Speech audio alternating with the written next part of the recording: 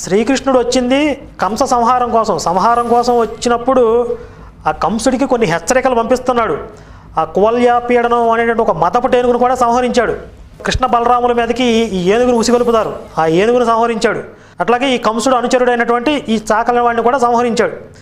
అంటే కంసుడికి కొన్ని హెచ్చరికలు పంపిస్తున్నాడు, ఇక నేను వచ్చాను, నీ అంతం దగ్గరకు వచ్చింది చూసుకో అని చెప్పి.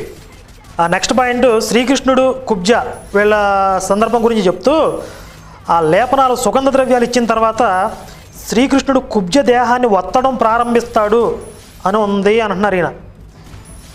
మరీ ఈయనకి ఎంత వక్రదృష్టి ఉందని చెప్పి నేను అనుకోలేదు.